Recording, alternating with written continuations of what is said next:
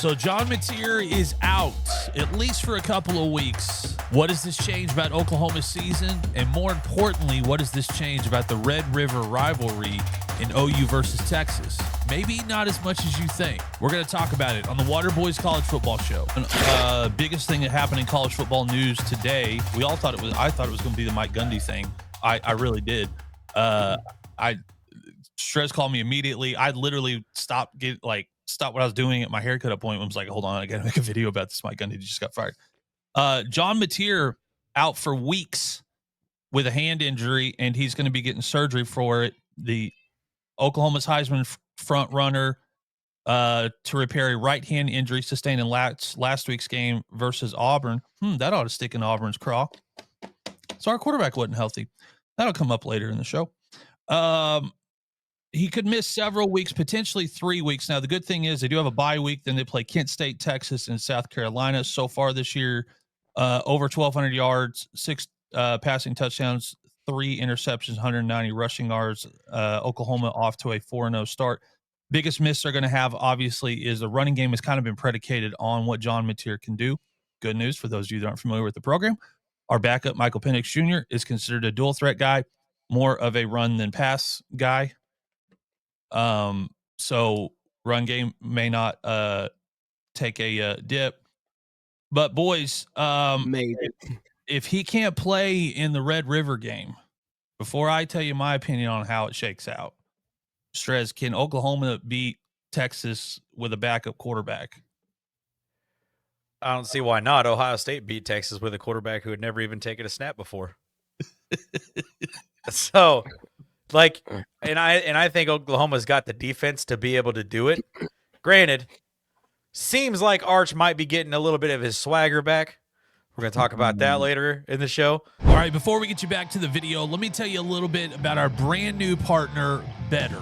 Better is the first real microplay app. So instead of waiting for the whole game, you can lock in a play on every drive, every snap, every pitch, every moment. It's super simple. Just swipe, make your pick, and you're in. So don't just watch the game this weekend. Live it, play it, better it. Download the Better app now and use code WASHED for a special bonus play offer. Now, back to the Water Boys College Football Show. I don't think that Oklahoma is going to have to worry about scoring a lot of points to beat Texas, if that answers your question. For me, because I was thinking a little bit about this today. With Oklahoma, thinking about bigger picture stuff for the season, right? So Oklahoma arguably has the hardest schedule out of probably any team in college football this season, right? Yep. And you think about the fact that with that being said, that you would really like to see them make it to the playoffs this year. So if your goal is to make it to the playoffs this year, make a statement since you are newly in the SEC, especially to hush up any naysayers or doubters out there about the Sooners program and if they can compete in the SEC.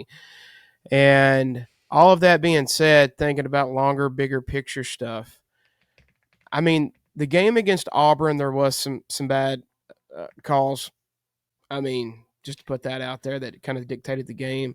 But the running game has been an issue. And you can't just rely on John Mateer to bail you out of trouble every time.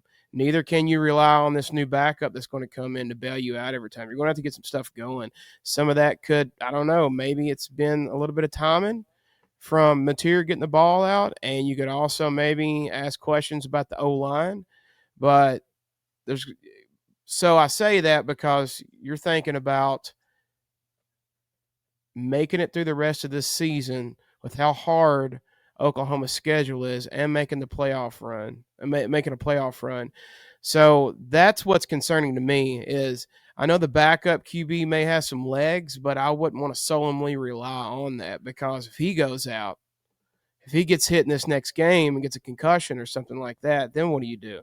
He's got to have some guys that he can hand the ball off that can at least average 5 or 6 yards and get the running game going. They also need an O-line that can get together in some clutch moments and open up those holes and, get the pass block going a little bit better. So as our resident Sooners fan, Mr. Aaron, what do you think that they can do to improve on offense moving forward? Is it maybe some of the play calling, or what's kind of going on? What do you think that they need to do to be able to get through this schedule and make it to the playoffs, with all that being said? I mean, initially, and I didn't get confirmation on this. I didn't call anybody and ask, but this seems like something where they probably had to twist his arm into getting this surgery, because I think he probably would have said, "I'll just play through it." But if you Right. getting back, even if you don't have him for the Texas game, you getting back for the South Carolina game, you've got to play South Carolina, Ole Miss, Tennessee, Alabama, Missouri, LSU. So you got to get him healthy for your last 5 or 6 game stretch. You really don't have an option. As far as the run game, it has been a little mysterious to me that I think the offensive line has done better than last year. That bar was set They incredibly low. I will say that. they did beef up the O-line in the offseason. They Yeah. did invest in the backfield. So that's why I'm wondering if it's maybe some play calling. I mean, That's the issue. I think that with Mateer and Arbuckle, I think there's a lot of like just let him be money Mateer going. And there's a lot of like letting him just kind of run around and be wild and do a lot of that stuff. I would assume with Penix, it's going to be a little bit more. If you're gonna run, it's a design quarterback run, and we're gonna try to get it working. Hawkins. Yeah, Michael Hawkins Jr. What did I call him?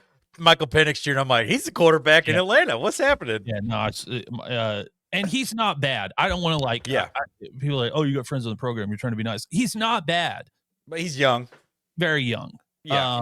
His biggest fan is John Mateer.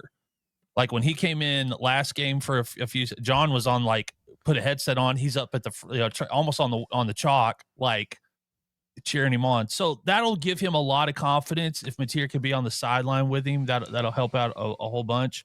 But you got to get him healthy. And this is what I will say. If they're doing this and he can't be back by the Texas game, and you're looking at the rest of their schedule, and Brent is making the smart decision that fans are not going to be happy about, which says, listen, fans, we might have to drop the Texas game. We may not win it, but you got to look at that. I got to play the rest of my season against top 25 opponents. I don't have another opponent out. Once we get past Texas, we have the hardest schedule in the country. So I got to make it through this schedule. I got to have a healthy quarterback going into the playoff. I've been there, OU fans, and won a national championship against SEC opponents. You have not. You have gotten there and lost to SEC opponents. You got to trust that I know what we're doing. And I don't think there's a snowball's chance in a microwave that Arch Manning doesn't take 6 sacks in this against that defense. I just don't think. Oh yeah, he'll have a handful of turnovers too. But again, I think John Mateer had 10 against Auburn, right? Sacked? Did he get sacked? Yeah. No, OU sacked Auburn 10 times. They sacked Auburn. I Yeah. got it mixed. I didn't get to watch that game. I was looking at the stats earlier. So that's great for Oklahoma's defense. Yeah. Yeah, we just got to get that O-line figured out. That's why I said I don't think Oklahoma's going to have to score a lot of points. No.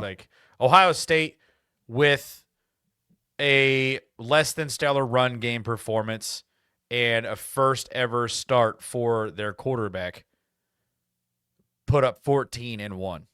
That's over I think Texas. that's all. Yeah. And I would say that Brent Venables and that Oklahoma defense is going to study the Ohio State tape like crazy. And I think that defense is going to be in there and they're going to make a statement. So honestly, I could see a world in which OU only needs to score 17 or 20 points and they could win that. They could win that Texas game. You're right. The only thing I'll say counter to that is if they start calling more quarterback design run plays, I just worry about them playing LSU's defense.